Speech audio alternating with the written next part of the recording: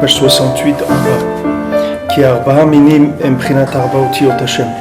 Parce que maintenant les 4 minimes qu'on utilise à Sukkot, le lulav, l'étrog, le lulav, le hadas et la harava, c'est les 4 lettres du nom d'Hachem, Yud Ke Vav Ke.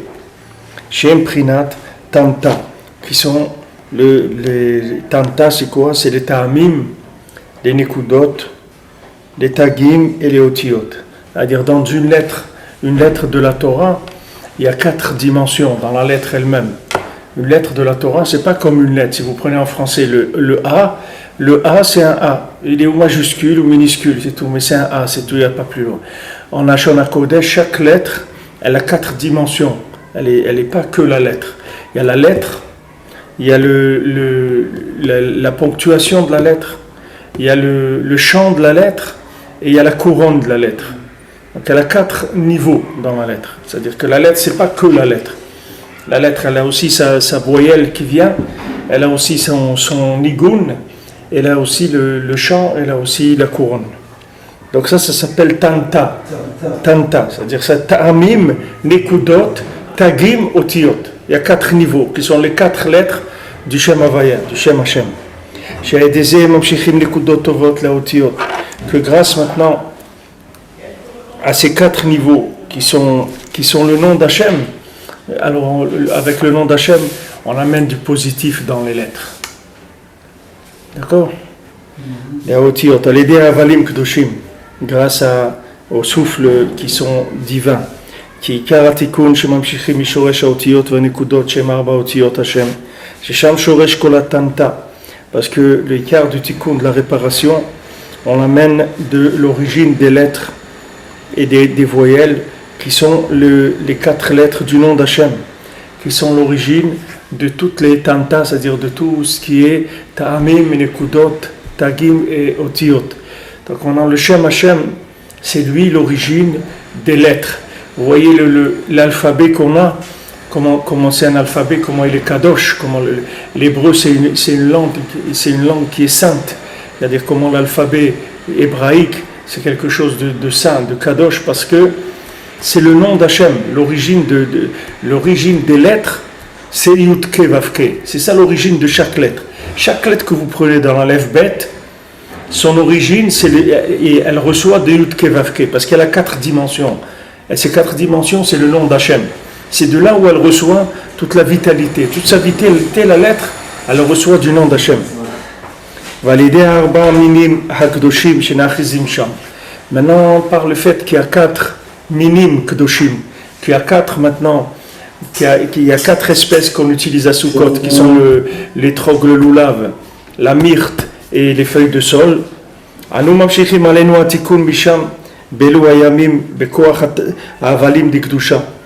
on attire sur nous le tikkun ces jours-là grâce au souffle saint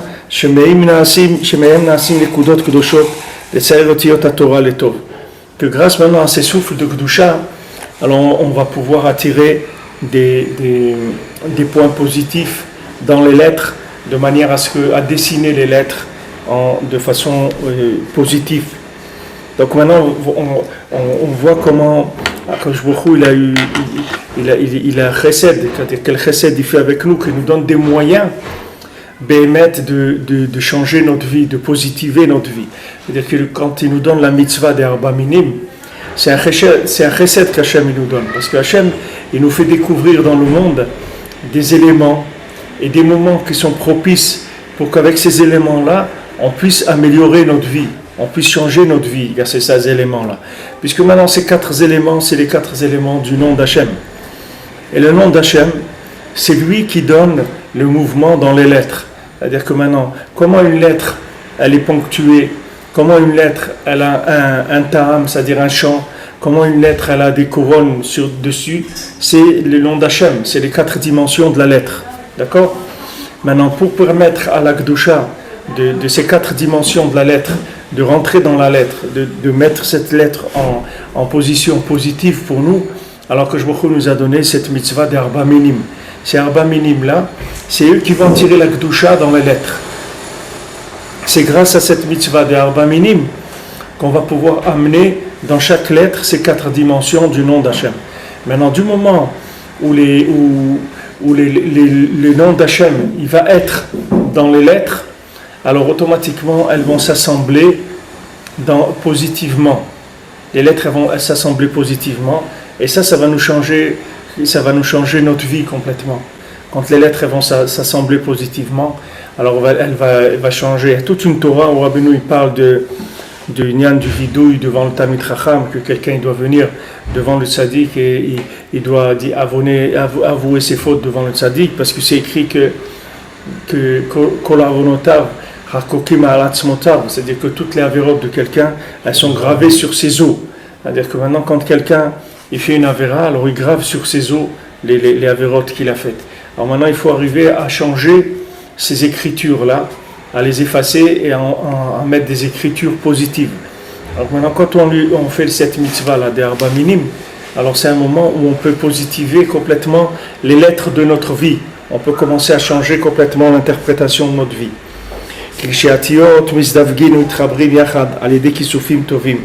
Parce que maintenant, quand les lettres, elles s'assemblent, elles s'unissent grâce à des vouloirs positifs. Que grâce à ces vouloirs positifs, on a des points positifs qui se mettent dans les lettres. À ce moment-là, toutes les 4 principes qui sont tanta, c'est-à-dire qui sont le chant et la voyelle et la couronne et la lettre elle-même, elles s'incluent ensemble. J'ai pris arba minim, que ça c'est les arba minim de Sukkot. Et des échlemut qui coulent que l'ornement qui a doigt. Que ça c'est la perfection du tikkun de tous les univers. Alors on voit que dans les lettres, les maasé, la chose la plus élevée qu'il y a dans les lettres, c'est le chant. C'est le chant qui est le plus élevé. C'est-à-dire quand Rabbeinu il a dit, Rabbeinu il a dit que il a eu le rapport de Rabbi Nathan dans Hanouka, dans Alim la Teroufa, quand il parle de Hanouka, et il dit que si maintenant Rabbeinu il révélait au monde le chant qu'il y a dans chaque Torah, alors le monde il se serait complètement annulé de languissement vers Akadosh Baruch Hu. Mais Rabbeinu il a révélé dans la Torah que le côté que les lettres, mais il n'a pas révélé ni le chant ni la danse qu'il y a dans chaque Torah. Chaque Torah a un chant. Maintenant, quand vous prenez les lettres de Sefer Torah, vous avez 4 niveaux. Le niveau le plus élevé, c'est les ta'amim, c'est-à-dire c'est le chant. Après le chant, on descend dans les voyelles. Après les voyelles, on descend dans la couronne, et après on descend dans la lettre elle-même. C'est tamta, c'est-à-dire ta'amim, nekudot, tagim et otiyot. Dans le plus élevé, c'est le nigun, parce que le chant, c'est quelque chose qui va complètement transformer la personne. C'est ça qui va faire que la personne elle va comprendre comme ci ou comme ça. Le chant, il a un pouvoir de métamorphoser la personne. Parce que le chant, il va donner le rythme de la lettre, c'est-à-dire tout l'assemblement des lettres selon le chant. Vous voyez que même en français, vous avez la façon de dire un mot, ça change le sens. Si vous dites à quelqu'un encore, vous êtes à table, vous dites encore s'il te plaît. Alors ça veut dire quoi? Ça veut dire que vous voulez manger encore. Maintenant si vous dites encore, si quelqu'un il amène un plat, il dit encore, ça veut dire quoi? C'est trop. Ça veut dire c'est trop, on ne veut pas. Mais voilà, le mot, c'est le même. Les mots, c'est le même. Qu'est-ce qu'on a fait? On a changé le nigun. Le nigun, il peut donner le sens complètement inverse. Un nigun, il peut vouloir dire encore, j'en veux encore. Et un autre nigun, il peut dire j'en veux plus.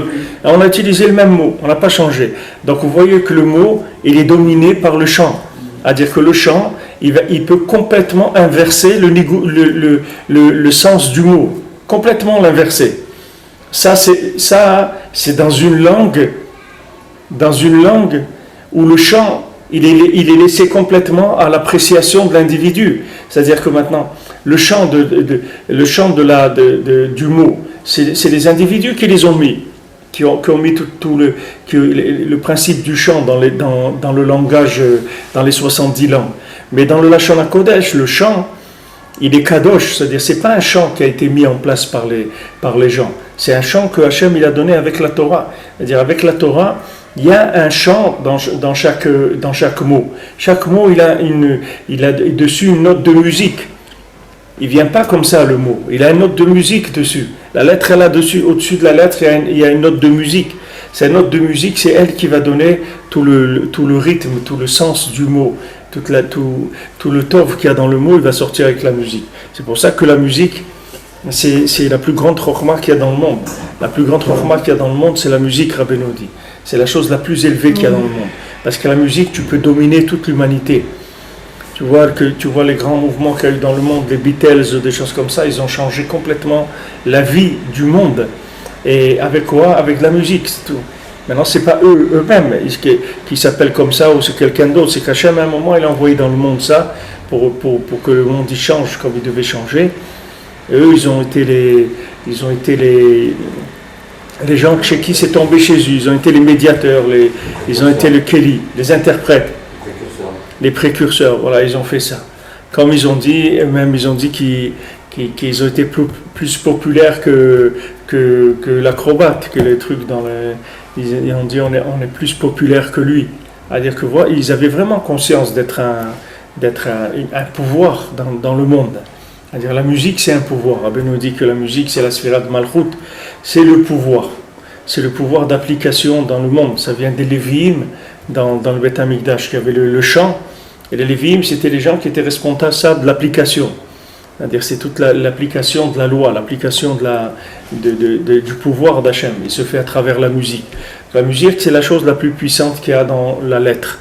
La lettre, il y a la lettre, il y a la couronne, il y a la ponctuation, et il y a après la note de musique. La note de musique, c'est le plus élevé. C'est elle qui va donner tout le sens de la lettre.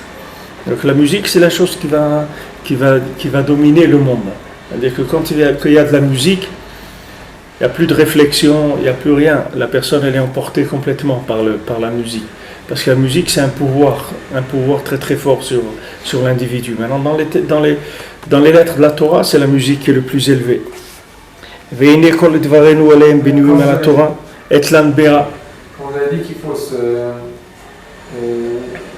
parler à un sadique des fautes qu'on a fait, c'est-à-dire il faut parler avec un sadique de chair, on peut parler avec Rabbi Nachman, comment ça se passe? Nous, à chaque fois qu'on va dire le mot tzaddik, on parle rien de Rabbi Nachman, c'est tout.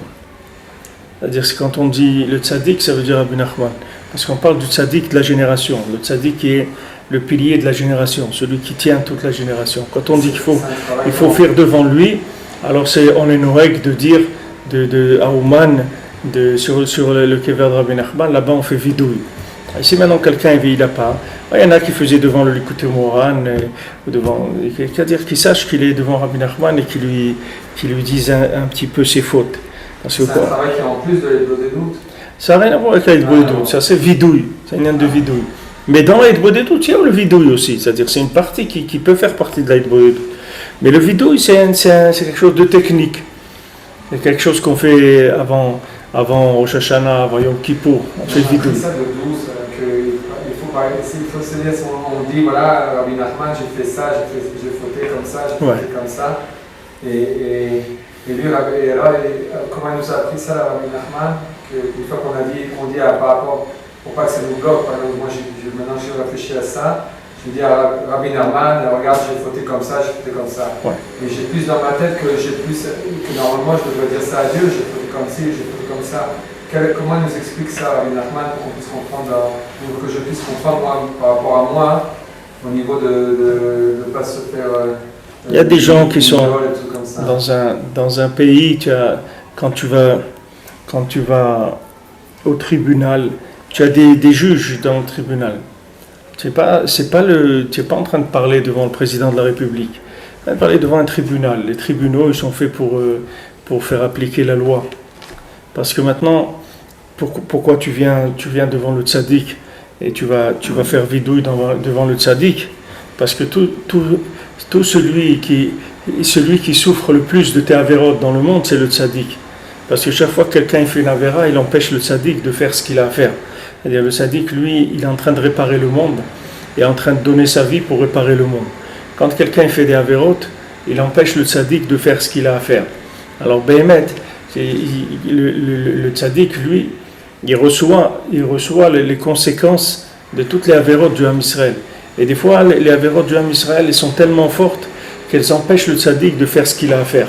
Comme Moshe Rabbeinu, il a tapé sur le rocher à cause du Ham Israël, parce que le Ham Israël, il a fait tellement de bêtises qu'il a eu une influence sur Moshe Rabbeinu qu'il n'a pas pu faire ce qu'il devait faire. Normalement, il devait parler avec le rocher, mais comme ils ont fait des bêtises, alors ils l'ont poussé à accélérer plus les choses et à taper le rocher au lieu de parler avec le rocher. Ce déséquilibre qu'il y a eu chez le tzaddik qui provient du Ham Israël. Il faut savoir que le Ham Israël, il a un médiateur qui s'appelle le tzaddik, et toutes les bêtises qu'on fait, les maasés, c'est le médiateur qui en est le premier responsable. C'est-à-dire non seulement qu'il encaisse, mais c'est lui qui doit réparer ça aussi, parce que lui s'est porté garant par rapport à Kadosh Baruch Hu. De même manière que nous on est garant du monde. Tu vois dans l'Haftara qu'on a lu Shabbat dernier, c'est écrit là-bas, Akadosh Baruch Hu lui a dit, moi je vous connais que vous sur terre. C'est à vous que je vais faire payer tous les problèmes qu'il y a sur terre. Moi je ne connais que vous. Les restes du monde, je ne sais pas. Moi je ne connais que vous. C'est-à-dire moi, c'est vous les responsables de ce qui se passe sur terre. Et tout. Ça c'est la vérité. Les responsables du monde, c'est le Ham Israël. Parce que c'est eux qui ont les moyens de changer le monde. Les autres, ils n'ont pas les moyens de se changer eux-mêmes. Mais le Ham Israël, il peut changer le monde. Maintenant, le tzaddik, il est responsable du Ham Israël. C'est-à-dire que maintenant, quand le tzaddik, il n'arrive pas à faire tchouva au Ham Israël, alors c'est lui qui vient devant Kadosh Baruch Hu, c'est lui qui demande à Kadosh Baruch Hu de pardonner. C'est ce qu'il a dit Moshe Rabbeinu. Il est venu devant Kadosh Baruch Hu, il a dit, et si maintenant tu ne leur pardonnes pas la faute du veau d'or, alors Mechenina Mesifrecha, efface-moi de la Torah. Pourquoi tu m'as écrit Moshe? Efface-moi, je ne veux plus avoir mon nom dans la Torah. Parce que à quoi ça sert que tu mettes mon nom dans la Torah si j'ai échoué? C'est comme quelqu'un, il a fait faillite, alors on va lui dire, bon, on va mettre ton nom pour qu'on sache que la faillite, quelle entreprise qui a fait faillite. On m'a dit, mais pourquoi tu veux mettre mon nom dans une faillite? Mon nom, je veux que tu le mettes dans quelque chose qui a réussi, pas dans une faillite. Donc Moshe Rabbeinu, il a dit à Kadosh Baruch Hu, Mechininem Sifrecha, si tu leur pardonnes pas, il faut m'effacer de ton livre. Moi je ne veux pas être écrit dans la Torah. Moi je veux être écrit dans la Torah si j'ai réussi ma mission. Mais si j'ai échoué, je ne veux pas que tu m'écrives dans la Torah. Alors maintenant il y a des raisons plus profondes de cette attitude-là, parce que Moshe Rabbeinu, dès que le Hachem il a dit, je vais détruire le Ham Israël, tout de suite Moshe Rabbeinu il a pris sur lui. Il a dit, alors ça veut dire que je suis un incapable. Si maintenant tu veux les détruire, ça veut dire que je suis un incapable. C'est ce que ça veut dire. Parce que maintenant, ça veut dire que je n'ai pas été capable de faire tchouva. Si maintenant, la fin, c'est que tu as décidé, de détruire l'Am Israël, parce qu'ils ont fait le veau d'or, ça veut dire que mon histoire, elle est nulle, elle ne vaut rien du tout. Alors maintenant, efface-moi de ton Sefer, parce que je ne veux même pas voir exister. Je ne veux pas qu'il reste des traces de moi. J'ai trop honte. Tu vois que Moshe Rabbeinu, il prend le problème du Ham Israël. Il ne laisse pas le Ham Israël. Il se sent responsable. Un père, il est responsable de ses enfants. Un enfant, il a un problème. Tu te sens responsable par rapport à lui. Tu ne sens pas et tu dis, bon, fais ce que tu veux. Tu es responsable. Le tzaddik, il est responsable. C'est pour ça que c'est devant lui que tu dois faire le vidouille. Parce que c'est lui qui fait monter le vidouille. C'est écrit que Shema Hashem Kol Yehuda. Qu'est-ce qu'il a dit, Moshe Rabbeinu? Moshe Rabbeinu, il a dit, écoute Hachem, le vidouille de Yehuda. Yehuda, il a fauté, d'accord? Yehuda, il a fauté.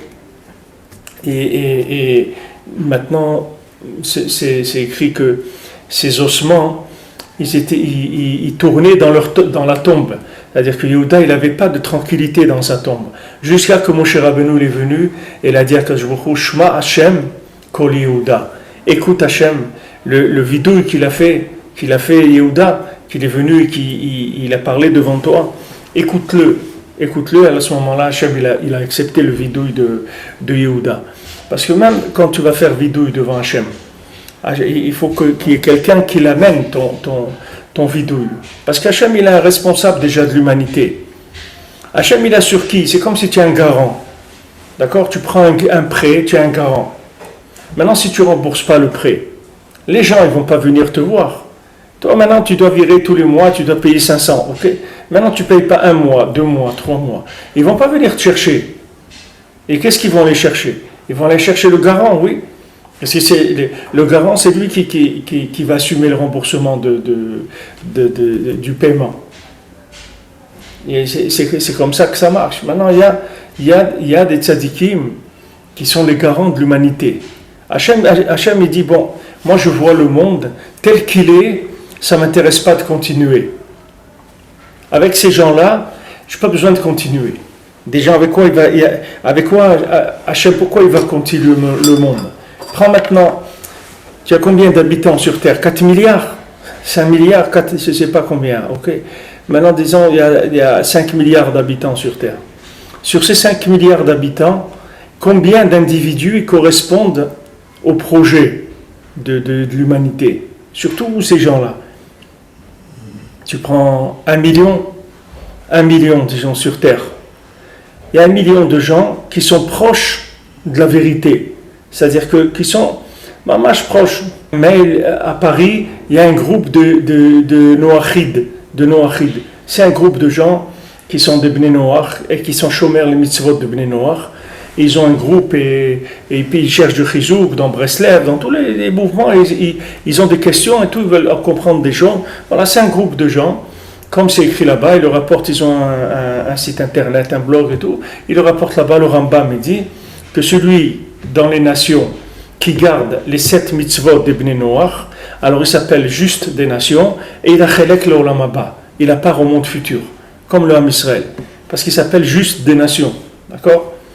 Maintenant, prends le monde sur 4 milliards de gens, ou 5 milliards, tu as 1 million de gens qui sont proches de la vérité. Ne parlons pas de perfection, parce qu'on est très très loin de la perfection, mais des gens au moins qui sont conscients de l'existence d'Hachem et de ce qu'il attend du monde.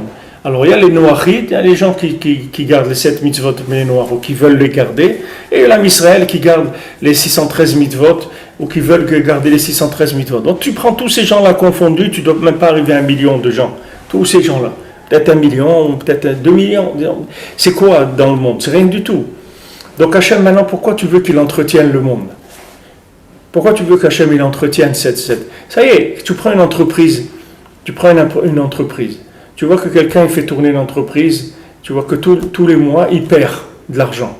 Pourquoi il va continuer? Et il va fermer la boutique. Pourquoi tu veux qu'il continue? Pourquoi il continue? Parce qu'il a des garants. C'est pour ça qu'il continue. Avant, il n'y avait pas de garants. Quand il y avait Noach, il n'y avait pas de garants. Noach, il ne s'est pas porté garant pour l'humanité. Donc il n'y avait pas de possibilité de garantie. Donc maintenant, dès qu'il y a eu un débit, Hachem il a dit, ok, fais voir les comptes, c'est en débit, allez, on détruit, on passe à autre chose. Pourquoi? Il n'y avait pas de garant. Il est venu Avraham Avinu, c'était le premier garant de l'humanité, Avraham Avinu. Premier qui s'est porté garant. Et à partir de lui, il y a eu des tzadikim dans le monde, des tzadikim qui se sont portés garants de l'humanité. Moshe Rabbeinu, c'est un garant de l'humanité. Rabbi Shimon Bar Yochai, c'est un garant de l'humanité. Le Harizal, c'est un garant de l'humanité. Le Baal Shem Tov, c'est un garant de l'humanité. Et Rabbi Nachman, c'est le dernier garant de l'humanité. Il n'y en a pas d'autre après. C'est-à-dire que toutes les fautes qui vont être faites dans le monde, c'est lui qui va les payer. Parce que c'est lui qui est garant pour le monde. Donc lui, il n'a pas peur. Parce que lui, il a des moyens de faire tchouva au monde. C'est pour ça qu'il n'a pas peur. Pourquoi il s'est porté garant? Il dit, moi, il n'y a pas de problème, je peux me porter garant pour lui parce que moi, j'ai comment récupérer mon argent. Il n'y a pas de problème. Moi, je sais récupérer de lui mon argent. C'est pour ça que je me porte garant. C'est pas que je me porte garant dans le vide. Je sais comment faire. Donc, Rabbi Nachman, lui, il a la possibilité de récupérer de chacun. Comment? En le faisant faire tchouva.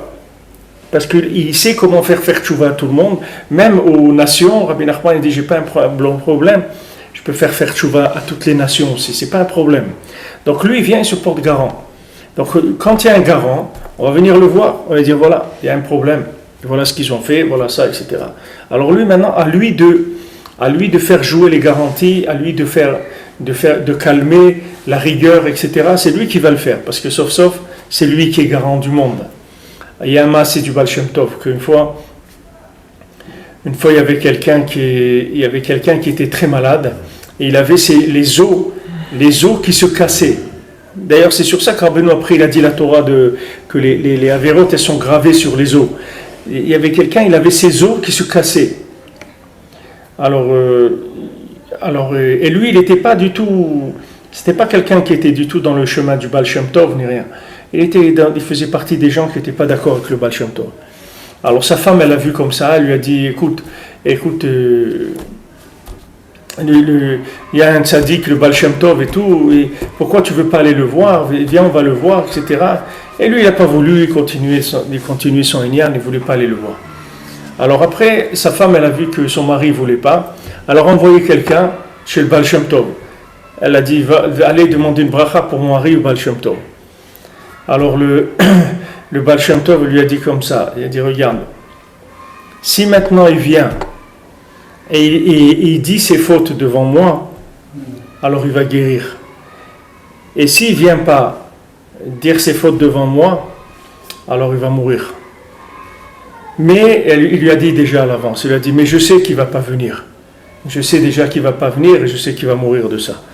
Et ça a été comme ça, ils lui ont dit, lui il n'a pas voulu aller, et dès qu'il a dit non et tout, ses os ils ont commencé à se casser encore de plus en plus, et quelques jours après, il est mort.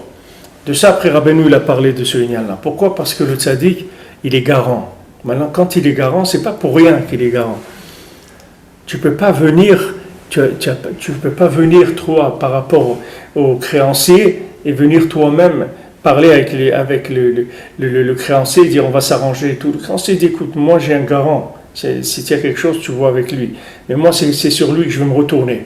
Donc le tzaddik, lui, il est garant du monde. Le fait qu'il est garant du monde, ça fait que toutes les choses, elles passent par lui. Même quelqu'un comme tu vois, les frères de Yosef, ils ont besoin de passer par lui, ils ne peuvent pas. Ils ne peuvent pas en direct. Ils ont besoin de passer parce qu'il y a un garant. Et comme ça, il y en a eu depuis après le déluge, il y a eu toujours un garant dans le monde.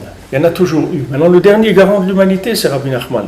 C'est pour ça qu'on va chez lui et que devant lui, on parle de nos fautes et on lui dit voilà ce qu'on a fait, etc.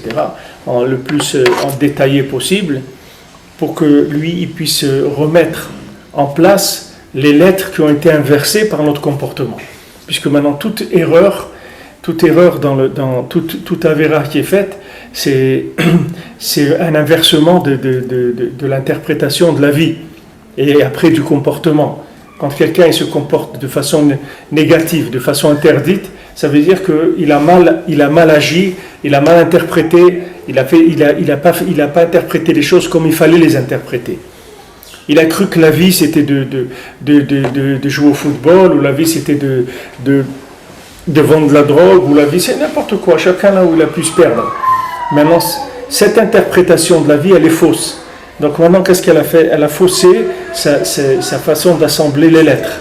On doit dire au tzaddik et croire que c'est Dieu qui nous pardonne quand même.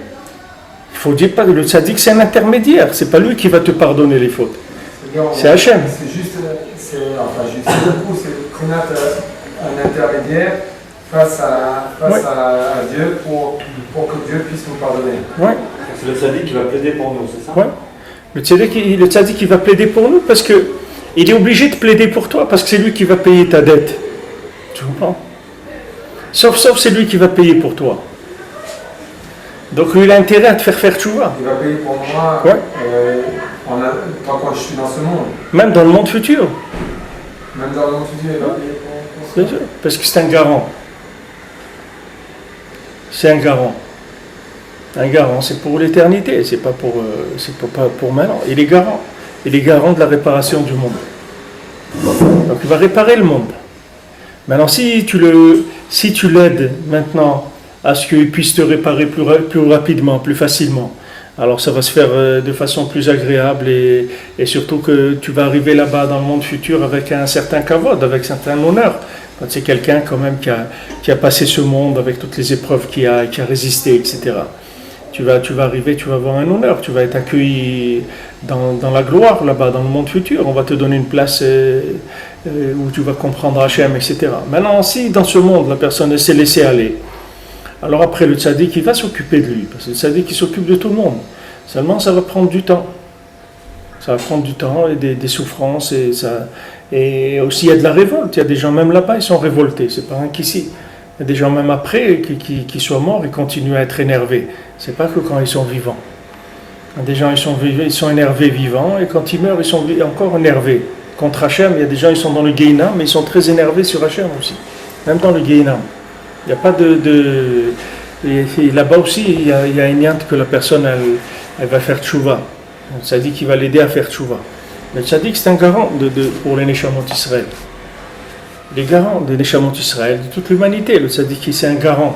Ça va avec tout le sens que ça veut dire. C'est pour ça que le monde, il existe. Tu t'es jamais posé de question pourquoi le monde. Et ça va.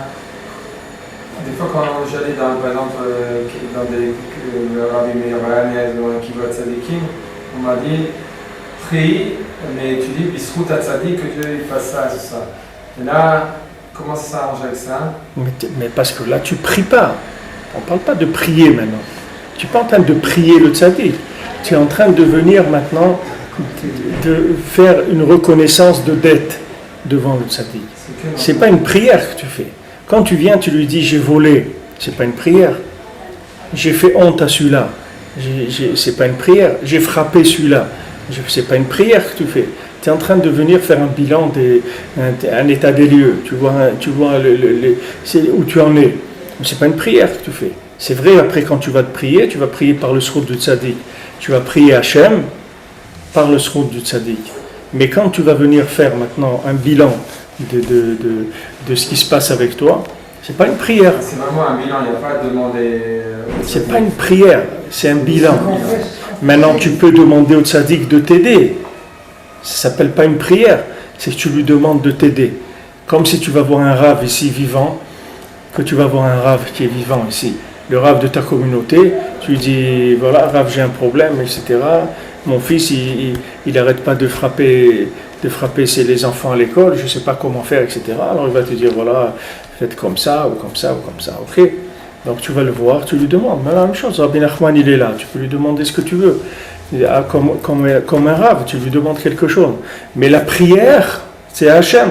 Tu pries Hachem par le mérite du tzaddik. Alors, Kafalef, Hinekol, Divarenu, Ele, Binuim à la Torah, Etlam Bera Bedabra, Besiman Lamed Alef. Donc, tout ce qu'on a dit maintenant, c'est basé sur l'enseignement de la Torah 31 qui est nous avons un puits dans le désert. Mevar Sham Besov Shatorah Zot Nemral Pasuk Vaïsev Elokim. Et on voit à la fin de cette Torah que à la fin, Rabbeinu il amène le pasuk Vaïsev Elokim que Baruch Hu il a conduit et Hasiba en Hasiba et la Souda. Maintenant, quand on parle d'Asiba, c'est-à-dire que comme vous dites Messiba, Asiba, ça veut dire Souda, c'est un lien de repas. Aïn Sham. Achlo Zachinu le Kabel Mimenu Gmar Biur Pasuk Api Torah Azot. Maintenant, Rabbeinu il n'a pas expliqué le pasuk d'après la Torah. On n'a pas eu le mérite que Rabbeinu l'a fini comme il fait d'habitude, qu'à la fin de la Torah, il explique le pasuk et il fait rentrer tout l'enseignement dans le verset qui dit à la fin de la Torah. Vanira le'aniut da'ati bazehu ki vayesev Elokim uprinat seuda. Alors Rabbi Nathan, lui, va essayer d'expliquer, d'après ce que lui comprend, qu'est-ce que c'est ce lien de seuda. Hainu prinat achila va'parnasa shetzrichim la'achnisa mechutz lifnim. Maintenant, il dit, ça parle de la nourriture, de la parnassa, que cette parnassa et cette achila, il faut la faire rentrer de l'extérieur, il faut la faire rentrer à l'intérieur. Et ça, ça se fait par le désert de Yamsouf, par le désert de la mer Rouge, Vachamushim, et que Chamushim, comme c'est écrit que Chamushim, c'était 20% du Ham Israël qui est sorti d'Égypte. Hamidbar, Zeprinat Emunash Tluya Bedibur. Maintenant, qu'est-ce que c'est dit Midbar? Midbar, c'est écrit comme Medaber. Quand on dit Midbar, c'est Medaber, c'est la même écriture. C'est juste la prononciation qui change, les voyelles. Mais les lettres, c'est les mêmes. Donc maintenant, le Midbar, c'est la Emuna. Quelqu'un, il est dans le désert, il est dans la Emuna, dans la confiance dans Hachem. Donc quelqu'un il arrive, il dit c'est le désert total, je ne sais pas comment faire.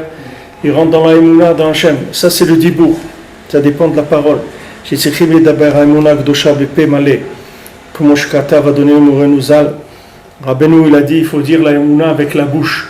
Il ne faut pas se contenter d'avoir la Emouna dans le cœur, il faut l'exprimer avec la parole, la Emouna. La Emouna tola bapé chez l'Adam. Rabbeinu l'a dit que la Emouna elle dépend de la bouche de chacun.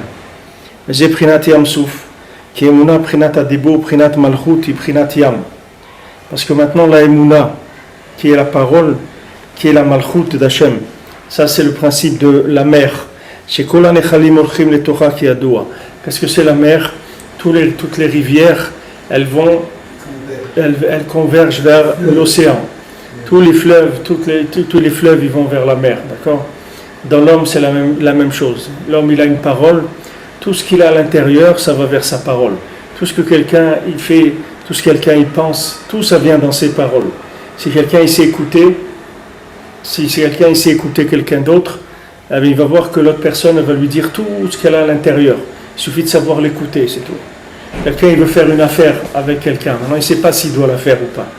Il va parler avec lui, et s'il sait entendre, l'autre même il va lui donner tous les renseignements qu'il veut savoir sur lui.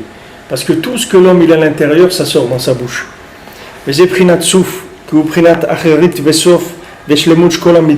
Pourquoi ça s'appelle souf? Souf c'est la chaîne sof, c'est-à-dire c'est la fin, parce que c'est la fin et c'est la perfection de toutes les midot, de toutes les mesures, toutes les midot de quelqu'un. La façon de les parfaire, c'est avec la parole. Chez le Kolabria Kula, et c'est aussi la réparation de tout l'univers, toutes les mesures de l'univers. Tout ce qu'Hachem il a mis dans le monde, il l'a mis avec la parole. Et la parole, ça va être la réparation de tout ce qu'il y a dans le monde. Comme on va chamber à Toranal, Prinat, Bachabakuk, Veimida'en Alaimuna. Et maintenant, qu'est-ce qu'il a fait Habakouk, le navire Habakouk? Le prophète Habakouk, il a fait tout tenir sur la Emouna. Maintenant, la Emouna, tout dépend dans la bouche. La Emouna de quelqu'un, c'est sa parole. C'est là où elle est sa Emouna. C'est dans ce qu'il dit. Que la Emouna, elle dépend de la parole. Donc la parole, tout est basé sur la parole. C'est-à-dire toute la réparation de l'homme, elle est dans sa parole. C'est la chose la plus importante qu'il y a dans l'individu, puisqu'il s'appelle Medaber, s'appelle l'être parlant. Quand la personne elle fait une faute et qu'elle doit dire ça à Rabbi Nachman, elle peut le dire tout de suite, ou c'est aussi comme un travail avec la personne elle fait une faute, est-ce qu'elle peut tout de suite dire Rabbi Nachman j'ai fait ça? Oui, mais il doit d'abord dire pardon à Kadosh Baruch Hu d'abord. Il a fauté. Après il doit des doutes. Il dit maintenant pardon Hachem, j'ai fait ça. Il peut le dire tout de suite. Il vaut mieux mais le dire tout de suite. Quelqu'un il a fauté, il a fait un lashon hara, tout de suite il dit pardon Hachem, je sais j'ai fait un lashon hara, je te demande pardon. Après il dit Rabbi Nachman voilà, j'ai fait ce lashon hara, je m'excuse, essayez d'arranger pour pas qu'il y ait des conséquences de ça. Parce que chaque chose, ça crée des anges, des forces spirituelles. Et si maintenant tu fais tchouva avec ta bouche, tu anéantis tout de suite la force spirituelle qui a été créée. Maintenant, si tu ne fais pas tchouva tout de suite, même si tu vas faire Hidbodedut dans 5 heures ou dans 10 heures par exemple, et là-bas tu vas en parler, mais pendant le moment où tu as commencé, où tu as fait la chose, au moment où tu vas faire Hidbodedut, alors ces énergies négatives, elles travaillent, elles se développent, elles font des choses. Tandis que si maintenant tu demandes pardon tout de suite à Kadosh Baruch Hu, tout de suite la chose elle est annulée, elle ne peut pas se développer.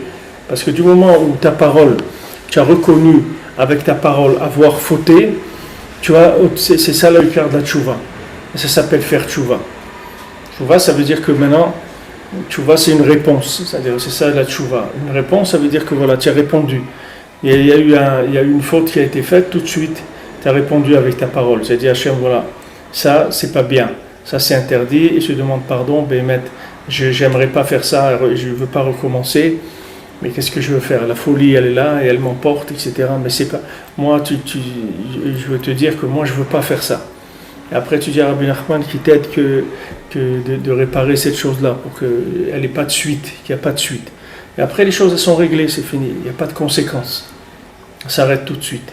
Tandis que maintenant, si on attend même de faire Hitbodedut dans quelques heures, du moment où on a fauté, au moment où on vient demander pardon, alors la chose, elle se développe.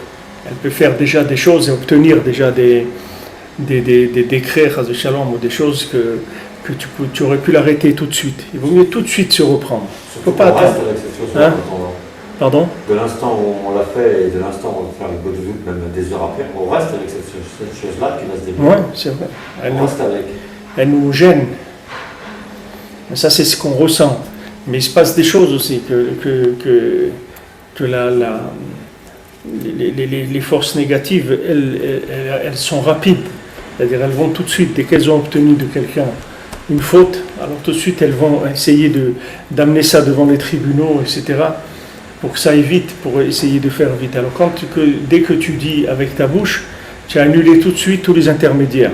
C'est-à-dire tout de suite, tu as reconnu ta faute devant Hachem, tu dis pardon et tout, ça y c'est réglé. Tous les intermédiaires, ils sont complètement annulés. Alors maintenant, qu'est-ce que c'est Chamushim? Chamushim, ça veut dire armé. Peresh Rashi Mezouyanim, ils ont des armes. Zeprinat Tikkun Abrit chez Zeikar Klizain. Ça, c'est la réparation de l'alliance qui s'appelle l'arme de l'homme qui est fort. Prinat Chagor Charbecha Lierech Agibor. Comme c'est écrit, mets ton épée sur ta hanche. Le guerrier attache ton épée à ta hanche. Qu'est-ce que c'est la hanche? C'est le lien de l'alliance, du brit. Donc, qu'est-ce qui s'appelle un homme fort? C'est un homme qui a gardé l'alliance. Donc maintenant, quand quelqu'un il garde l'alliance, alors il rentre dans la Emouna, il rentre dans Shabbat. Ça nous permet de faire entrer la parnassa à l'intérieur, vers le Ham Israël. Chez Zoprinat Vayesev Elokim et Ta'am. Et c'est marqué que Akash Baruch Hu, il a suivi, il a accompagné le peuple. Alors on fait rentrer la parnassa à l'intérieur, parce que maintenant, comme on a vu que Esav, il s'appelle Ishsadeh, c'est un homme des champs, Esav. C'est un homme de dehors, c'est un homme de l'extérieur. Nous, maintenant, la parnassa, on ne veut pas la voir à travers Esav, parce que Esav, lui, c'est un homme de l'extérieur. Nous, on veut voir notre parnassa à l'intérieur, pas à l'extérieur. Donc maintenant, on va faire rentrer la parnassa à l'intérieur. Comment on va la faire rentrer? Par la Emouna. Et la Emouna, comment on va voir la Emouna? Par la réparation de l'alliance.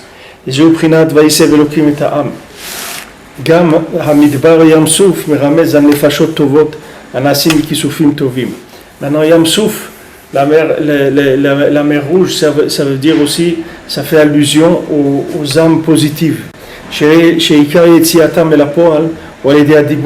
Que toutes ces âmes, elles vont naître grâce à la parole, comme je katuv sham. Yam Souf, au prinat Souf, shlemut shel kol advarim. Yam Souf, c'est comme on a dit, c'est le sof. Yam Souf, ça veut dire c'est la fin de toute chose. Qui est Metzaïrim Otiot Torah le Tov. Parce que maintenant, quand on exprime avec notre bouche le bien, alors ça va dessiner les lettres en positif. Grâce à ça, toutes les choses, elles vont se terminer en bien. Tout ça, c'est une chose qui tikuna emuna vetikun elu anekudot tovot anaasim anefashot vekisim tovim akol echad. Parce que maintenant, la réparation de la emuna et la réparation des points positifs qui se font par ces âmes et par ces désirs qui sont positifs, tout ça c'est une seule chose. Parce que plus quelqu'un il a la foi en Dieu, alors il a de plus en plus aussi de vouloir positif. Parce qu'il est conscient qu'il n'y a aucune chose dans le monde, il n'y a aucun but que de faire la volonté d'Hachem. Uniquement qu'il a des difficultés à accomplir ces choses-là.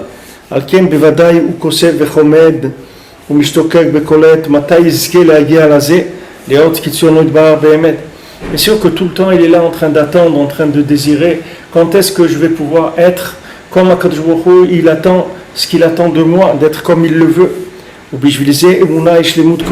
C'est pour ça que la Emouna, c'est la perfection de toute chose. Et toute la Torah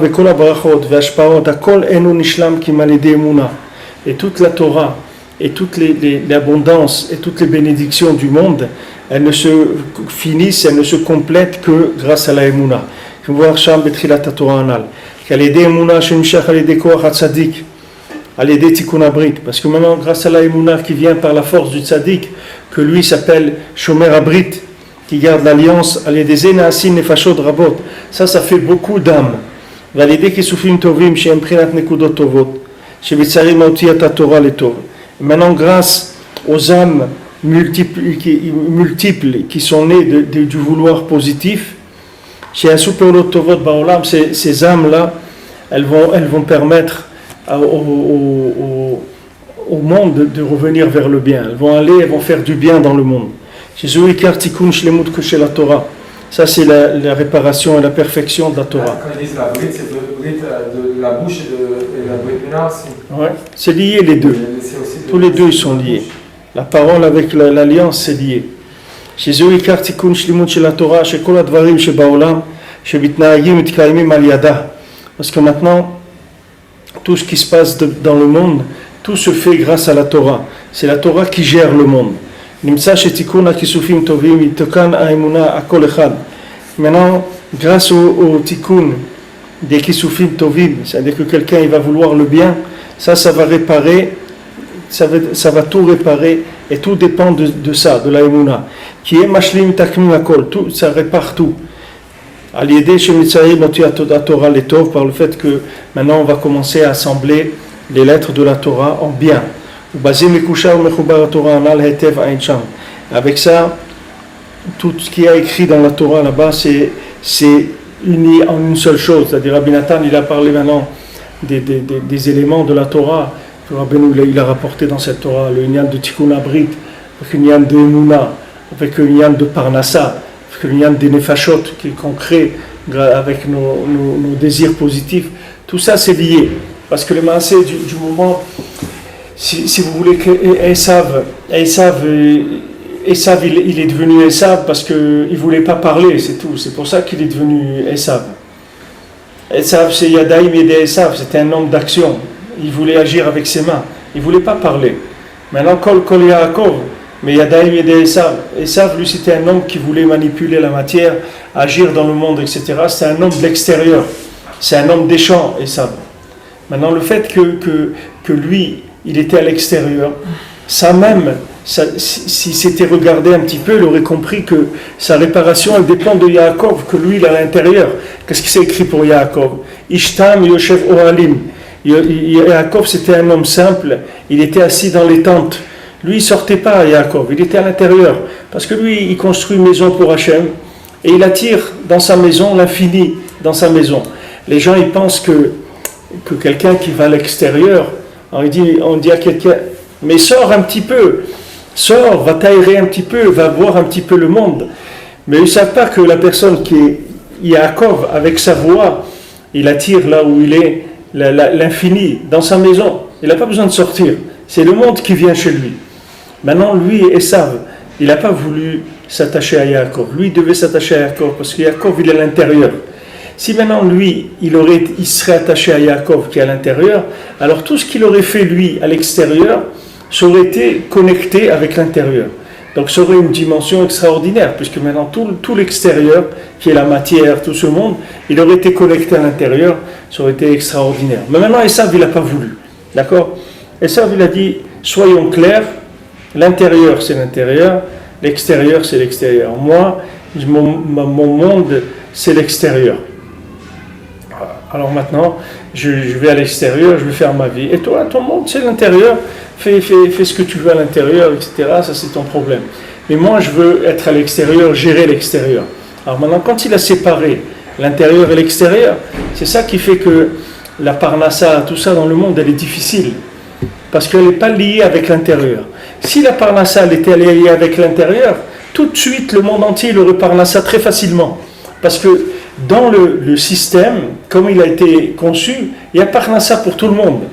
Hachem, il transmet aux astres la parnassa pour tout le monde sur terre. Tout le monde, il a sa parnassa. Mais le fait que maintenant, il y a eu une séparation entre l'intérieur et l'extérieur, ça fait que la parnassa, elle ne vient pas par un chemin qui est le chemin qui a été prévu pour. elle passe par l'extérieur. Et quand elle passe par l'extérieur, elle arrive comme elle arrive, il arrive ce qui arrive, ça devient difficile, il n'y a pas la quantité qu'il faut. Tout ça, ça provient du fait que c'est à l'extérieur. Parce que c'est qu'il est venu à Esav, il est venu et il dit, mais alors il n'y a plus de brachot pour moi. Tu as pas, et alors Yaakov, il a pris toutes les brachot, il demande à Yitzhak, alors tu lui as donné toutes les brachot. Elle a dit, qu'est-ce que tu veux? Tu peux pas. Tu peux pas être à l'extérieur et vouloir les brachot. Les brachot, elles viennent sur quelque chose de fini, il faut un récipient, quelque chose de construit. Toi, tu es à l'extérieur en train de courir dans les champs toute la journée, qu'est-ce que je vais te donner? Parnassa. Parnassa, rentre chez toi et tu vas voir Parnassa. Reste chez toi, tu vas voir Parnassa. C'est ce qu'on fait à Hanouka. Le Maaseh de Hanouka, Rabbeinu, il dit, l'invité, il est rentré chez le Balabaït, il lui a dit, d'où tu as Parnassa? Il lui dit, j'ai pas tellement de Parnassa. Il lui dit, moi je vais te donner un vêtement. Ce vêtement-là, il vient du paradis inférieur. Et avec ce vêtement, tu vas avoir Parnassa, tu vas avoir tout ce que tu as besoin. Tout ça va venir chez toi. Avec ce vêtement-là. Qu'est-ce que c'est ces vêtements? C'est une façon de voir la vie. C'est-à-dire, il va lui donner une façon de voir la vie. Qui est une façon de voir de l'intérieur. Et ça va lui amener la Parnassa et tout. Il n'a plus besoin de se casser la tête. Il n'a pas besoin. Parce que tout le Inyan que on doit aller chercher la Parnassa, c'est parce que Esav, il a déconnecté la Parnassa de l'intérieur. Mais nous, il ne faut pas qu'on fasse ça. Nous, il faut qu'on répare ça. Il faut qu'on emmène la Parnassa à l'intérieur. Comment on va amener la Parnassa à l'intérieur? On va remonter avec la Emouna au-dessus des astres et on va dominer les astres de manière à ce que les astres ils nous amènent la Parnassa à la maison. On n'a pas besoin d'aller dehors. Pas besoin de courir. Là, quelqu'un est obligé de voyager. Il va, pour sa Parnassa, il est obligé d'aller en Amérique. Il est obligé d'aller au Japon. Il est obligé là-bas. Des affaires, quelqu'un il a des affaires en Chine, il fabrique en Chine, il doit aller en Chine fabriquer des trucs. Vous croyez qu'il y a besoin d'aller en Chine pour avoir la Parnassa? Pourquoi je dois aller en Chine pour avoir la Parnassa? Pourquoi Hachem, quand il m'a fait naître, il m'a pas fait naître en Chine? Pourquoi j'ai besoin d'aller en Chine moi pour gagner un Parnassa? Pas besoin. Hachem, tu veux me donner la vie? Voilà mon adresse, je t'envoie, je te dis mon adresse, j'habite là. Tu veux me donner Parnassa, donne-moi. Moi je ne vais pas aller en Chine. On ne va pas aller en Chine. J'ai rien à faire là-bas. Moi, je suis là, c'est tout. Tu me donnes la Parnassa, tu me donnes ici. Mais pour avoir cette émouna là, il faut avoir Tikkun Abrit. C'est-à-dire, il faut être un homme de confiance chez Hachem. Comme Yosef. Yosef, là où il va, il devient le patron. Là où tu le mets, il devient le patron. Et il dit voilà. Ses frères, ils disent attends, tu vas voir ce qu'on va faire. Ils le vendent, il arrive chez Potiphar, il devient patron. Potiphar, il le met en prison, il devient patron. Paro, il le sort de prison, devient patron. Tout partout, pourquoi?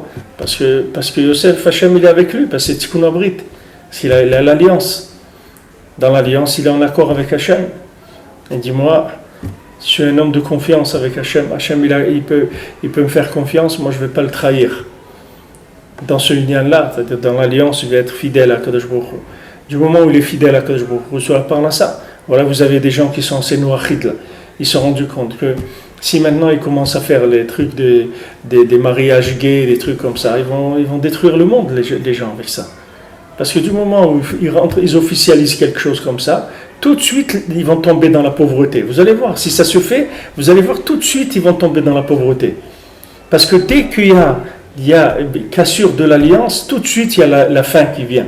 Tout de suite il n'y a plus de Parnassa. Tout de suite les astres ils bloquent les fonds. Tout de suite.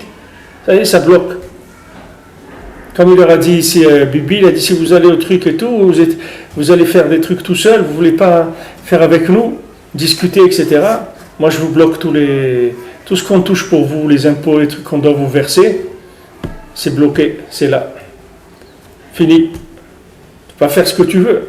Quand tu vas aller danser, tu fais ce que tu as envie, et moi je dois payer pour ça. Là, je ne paye plus. Alors que je me dis voilà, vous avez 7 mitzvot de Bnei Noach.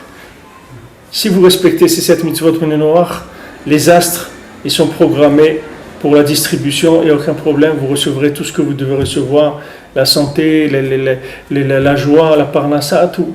Maintenant, vous jouez avec ça, sachez que le système lui-même va commencer aussi à jouer avec vous. On va faire attention à ça. Maintenant, pour le Bnei Israël, Tikkun Abrit, toutes ces notions-là, c'est des notions on arrive à recevoir que à travers le tzaddik. C'est pas un Ben Adam tout seul qui va se lancer dans une aventure comme ça. C'est que le tzaddik qui donne le corps. Qui est-ce qui va se lancer là-dedans? Un Ben Adam, déjà, il ne tient même pas sur ses jambes. Si vous le laissez, il va marcher à quatre pattes. Vous voulez vous lui parlez Tikkun Abrit, c'est Tikkun Abrit. Dès qu'il voit un beignet, il peut assassiner quelqu'un pour lui voler un beignet. Vous allez lui dire Tikkun Abrit, Tikkun Abrit. Alors qu'est-ce qu'il fait? Alors il va chez le tzaddik et il lui dit voilà, il faut me soigner.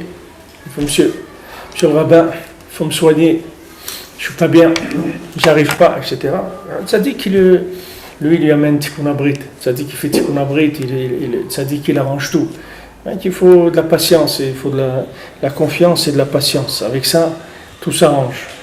Tout s'arrange. Il faut faire confiance, il faut faire les sortes du tzaddik, ce qu'on peut, écouter le tzaddik dans tout ce qu'on peut faire, et l'aimer, de savoir que c'est lui qui s'occupe de nous, c'est lui qui vient, qui plaide pour nous sans arrêt dans le monde supérieur, et qu'il fait tout ce qu'il peut permettre pour nous obtenir tout ce qu'on a besoin. Rabbi nous dit, moi je veux que vous ayez des maisons, des belles villas comme ça, des maisons magnifiques et tout. Il dit, c'est pas parce que vous avez besoin de ça. Il dit, parce qu'il n'y a pas de besoin de ça pour faire Avodat Hashem.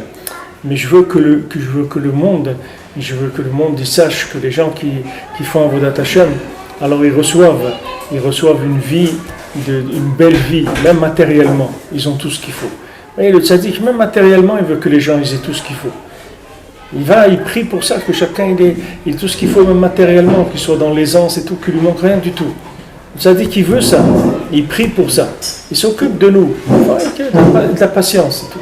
Tout s'arrange, il faut rien que de la patience. Peut-être continuer à prier, faire doute, Tikkun HaKlali, des choses simples, allumer les nérodes de Hanouka, Besimcha, tout faire simplement. Et les choses, elles se mettent en place, Bezat Hashem.